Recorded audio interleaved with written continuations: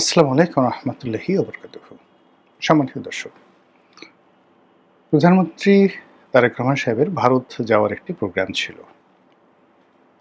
কলকাতা, দিল্লি এবং ভারতের অন্যান্য নামকরা পত্রপত্রিকা তার ভারত সফর নিয়ে নানা রকম যে সম্ভাব্যতা, পক্ষে বিপক্ষে বিভিন্ন রকম বিচার এবং বিশ্লেষণ নিয়ে সুদীর্ঘ লেখা লিখেছিল।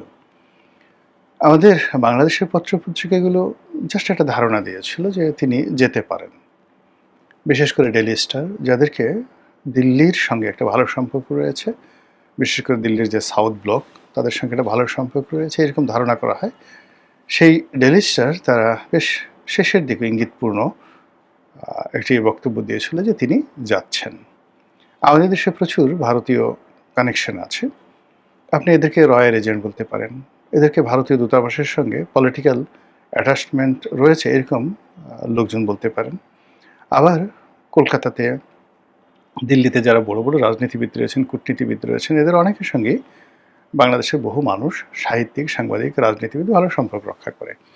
যেমন ধরেন, বাংলাদেশে একজন রাষ্ট্রদূত ছিলেন বা ডেপুটি অ্যাম্বাসেডর ছিলেন, তিনি পরবর্তীতে ভারতে খুব বড় কর্মকর্তা হয়ে গেলেন। এখন তার বাংলাদেশে যাদের সঙ্গে সামাজিক সম্পর্ক ছিল, ওই সম্পর্কটি আসলে বেশিরভাগ ক্ষেত্রে অন্যান্য দেশের সঙ্গে না থাকলেও বাংলাদেশের সঙ্গে যাদের ভারতীয় কর্মকর্তা তাদের থেকে যায়।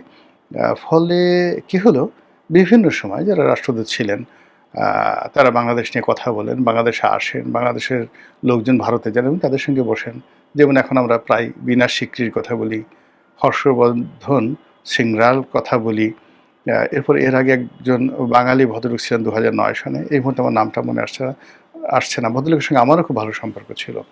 তা এরকম তাছাড়া আরও বেশ কয়েকজন যারা ইন্ডিয়ান অ্যাম্বাসেডর হিসেবে আসেন, তারা শত শত মানুষের সাথে সম্পর্ক রক্ষা করেন। তো কাজেই যখন এরকম একটা ঘটনা ঘটে, সেন্সিটিভ যে বিষয়ে ভারতের সিদ্ধান্ত নেওয়ার থাকে, বাংলাদেশের সিদ্ধান্ত নেওয়া থাকে, অতি উৎসুক মানুষজন তখন করে কি, তাদের যে কানেকশনগুলো রয়েছে সেখানে সবাই টেলিফোন করে। তো সেই অর্থে জনাব তারেক রহমান সাহেবের ভারত ভ্রমণটি এই সময়টিতে বাংলাদেশ এবং ভারতের জন্য খুবই সেন্সিটিভ, স্পর্শকাতর, উভয় রাষ্ট্রের জন্য খুবই প্রয়োজনীয় এবং যাকে বলা হয় এটি সুদূর প্রসারী কতগুলো লক্ষ্য এবং উদ্দেশ্য রয়েছে উভয় দেশের জন্য। কাজে তার এই সফর নিয়ে দুই দেশের মানুষের মধ্যে আগ্রহ ছিল। আর এই সফরটি না হয় সেটার জন্য বহু মানুষের চেষ্টা ছিল, দুই দেশেরই বহু মানুষের চেষ্টা ছিল। আবার একই সঙ্গে সফরটি যেন হয় এই জন্য বহু মানুষের তৎপরতা ছিল।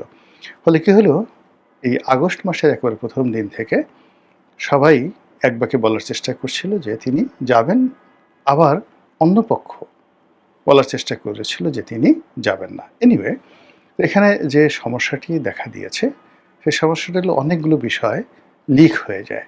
যেমন বাংলাদেশের যে দূতাবাস রয়েছে দিল্লিতে, তারা প্রধানমন্ত্রী ভারত সফর উপলক্ষে সেখানে নাকি কোনো হোটেলে বুকিং দিয়েছিলেন, তারপর আবার সেই বুকিং ক্যান্সেল করেছেন। তো 22 তারিখ থেকে 24 তারিখ পর্যন্ত সে হোটেলের বুকিং করা ছিল, বুকিং আবার ক্যান্সেল করা হলো। ক্যান্সেল করার পর আবার হোটেলের লোকজনকে দাওয়াত দিয়ে এনে দূতাবাসে সেই অনুরোধ করা হয়েছিল বুকিংটা আবার এক্সটেন্ড করার জন্য। তো এই বিষয়গুলো আসলে গুজব আকারে নানাভাবে ছড়িয়ে বেড়ায়। তো পরবর্তীতে এখন যেটি একেবারে কনক্রিট এবং কনফার্ম যে বিষয়গুলো, সেটা হলো প্রধানমন্ত্রী তারেক রহমান সাহেব ভারত সফরে যাচ্ছেন না। প্রধানমন্ত্রীর ঘনিষ্ঠজন যারা আছেন তারা সবাই বলে দিয়েছেন যে এটা ভারত সফরের উপযুক্ত সময় নয়। ভারতের সঙ্গে একটি সহনশীল এবং বিশ্বাসযোগ্য সম্পর্ক, যে সম্পর্কের ভিত্তিতে ভারতের উপর আস্থা স্থাপন করা যায়, নির্ভর করা যায়, ডিপেন্ড করা যায়, এরকম একটা পরিস্থিতি আগে তৈরি হবে, তারপর তো আমরা সেখানে যাব। ইট মিনস যে প্রধানমন্ত্রী ভারতে যাবেন, ভারতে যাওয়ার জন্য ওই রাষ্ট্রটির উপর, সরকারের উপর যে আস্থা দরকার, বিশ্বাস দরকার, সেটি নেই। এখন সেখানে প্রধানমন্ত্রীকে নিয়ে তার হাতে কতগুলো কাগজ ধরিয়ে দেওয়া হলো, তাকে যে কোনো একটা ট্র্যাপ, কেউ কেউ বলছে হানি ট্র্যাপে ফেলতে পারে, বদনাম তৈরি করতে পারে, ইত্যাদি ইত্যাদি নানা রকম। এখন ঘর পড়া গরুতে সিঁদুরে মেঘ দেখলে ভয় পায়। তো সেই কারণে যারা প্রধানমন্ত্রীর ঘনিষ্ঠজন তারা বলছে যে ঠিক আছে, সম্পর্কটা আরেকটু ভালো হোক, ট্রাস্ট হোক। আর সবচেয়ে বড় ব্যাপার হলো, সবাই এখানে ভয় পাচ্ছিল যে ওখানে গিয়ে তাকে কূটনীতির জালে আবদ্ধ করে, বেশি ভদ্রতা দেখিয়ে, প্রেশার ক্রিয়েট করিয়ে যদি শেখ হাসিনার সঙ্গে তাকে একটু বৈঠক করিয়ে দেওয়া হয়, শেখ হাসিনার প্রসঙ্গটি তোলা হয় এবং সেটি নিয়ে যদি একটি অনভিপ্রেত ঘটনা তৈরি হয়, আনএক্সপেক্টেড, যেটা অভাবনীয় ঘটনাগুলো ঘটে, অপ্রত্যাশিত ঘটনাগুলো ঘটে, তাহলে বাংলাদেশে এসে তিনি কি মুখ দেখাবেন? থার্ডলি হলো, একটা তো এজেন্ডা থাকতে হবে। এই মুহূর্তে উনি যাবেন, এজেন্ডাটা কি? এটা কি গঙ্গার পানি চুক্তি? এটি কি আদানির সাথে যে বিদ্যুতের চুক্তি হয়েছে সেই চুক্তি বাতিল? কিংবা ভারত যে সকল সুবিধা বাংলাদেশের জন্য বহাল রেখেছিল সেই সুবিধাগুলো আবার নতুন করে চালু করবে ভারত, এরকম কি কোনো কিছু লক্ষণ দেখা যাচ্ছে?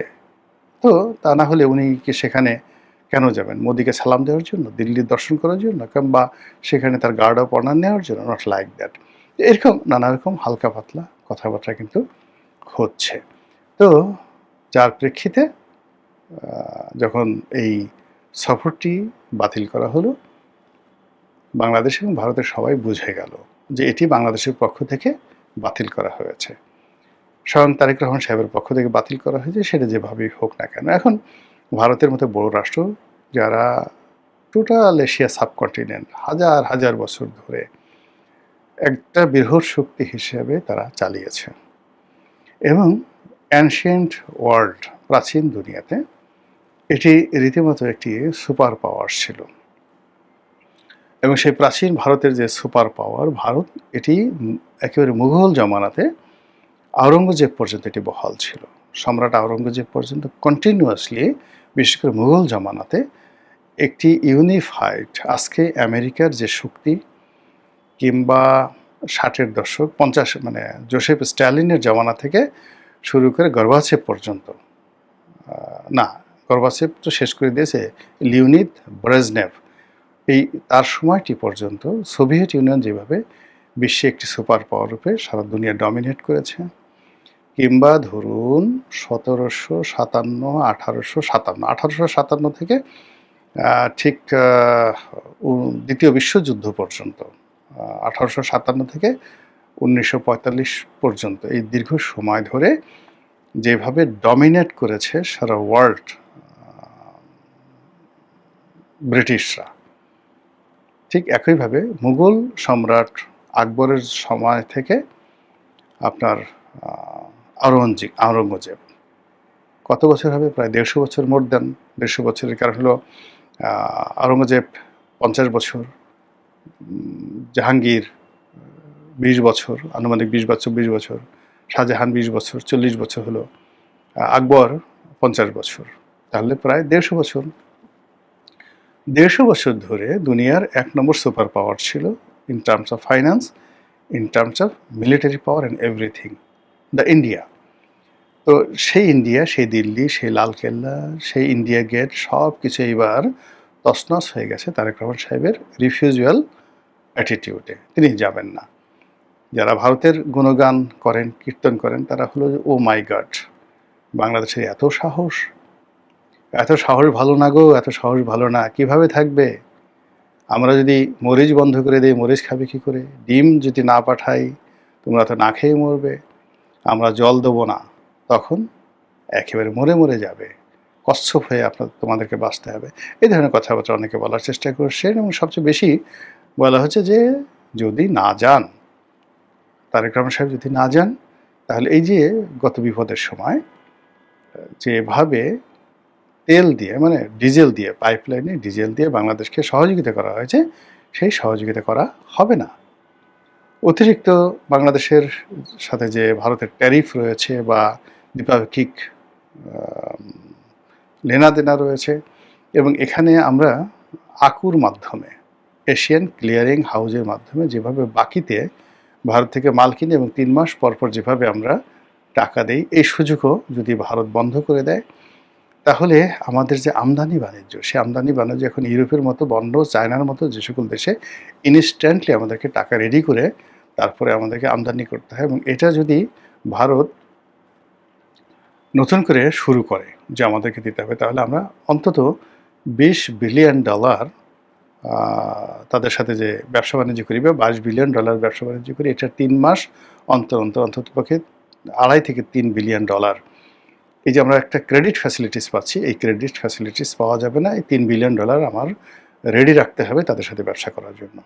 এই কথাগুলো কিন্তু ভারতের লোকজন বলার চেষ্টা করছে এবং তারা বলার চেষ্টা করছে যে সামনে তিস্তা চুক্তি তোমরা আশা করছো, গঙ্গা চুক্তি যেটা রয়েছে বা ফারাক্কা ব্যারেজ যেটা ট্রিটি রয়েছে সেটা যে এক্সটেন্ড করবে, নবায়ন করবে, এটা আমরা করব না, তোমাদের সাথে করবে না। তখন তো আর পদ্মায় জল আসবে না। তখন তোমরা কীভাবে চলবে? তিস্তা তো আমরা যে উজানে যে গেটগুলো নির্মাণ করেছি সেখানে এখনও যে পরিমাণ জল দিচ্ছি সেই জলগুলো দেব না। তো এগুলো নিয়ে আলাপ হচ্ছে, আলোচনা হচ্ছে, পক্ষে বিপক্ষে নানা কথা হচ্ছে। বাংলাদেশে যারা লোকজন আছেন তারা কেউ দিল্লি দখল করার কথা বলছেন, কেউ জিহাদ করার কথা বলছেন, জিহাদে কুল্লিয়া করার চেষ্টা করছেন, কেউ আন্তর্জাতিক আদালতে গিয়ে ভারতকে 10 হাত দেখানোর কথাবার্তা বলছেন। কিন্তু ফাইনালি কি হবে? এটা নিয়ে আমাদের কিন্তু যথেষ্ট চিন্তা করতে হবে। এত একটা বৃহৎ প্রতিবেশী এবং তার সঙ্গে আমার সীমান্ত থেকে শুরু করে আমার দেশের নদ-নদী, পাহাড়-পর্বত, অরণ্য, এমনকি বনজ প্রাণী, তাদের অবাধ চলাফেরার মাধ্যমে যে ইকো ব্যালেন্স রয়েছে, প্রাকৃতিক ভারসাম্য রয়েছে, এই ভারসাম্যটা তো নষ্ট হয়ে যাবে। লেনাদের কথা বাদ দেন, মিলিটারি অকুপেশনের কথা বাদ দেন, ইনসার্জেন্সির কথা বাদ দেন। এই ভৌগোলিক যে ভারসাম্য সেটা যদি নষ্ট হয়ে যায় তাহলে তো আমরা মরুভূমি হয়ে যাব। আমাদের আমাদের গৃহযুদ্ধ শুরু হয়ে যাবে। What ever maybe. আমি যেহেতু এই বিষয়ে এক্সপার্ট নই, সরকারে যারা আছেন তারা অবশ্যই অনেকেই আমার চেয়ে অনেক জ্ঞানী-গুণী। তারা বিষয়টি বিবেচনা করবেন বলে আমি মনে করছি। মহান আল্লাহ আমাদের সবাইকে হেদায়েত দান করুন এবং হেফাজত করুন। আসসালামু আলাইকুম ওয়া রাহমাতুল্লাহি ওয়া বারাকাতুহু।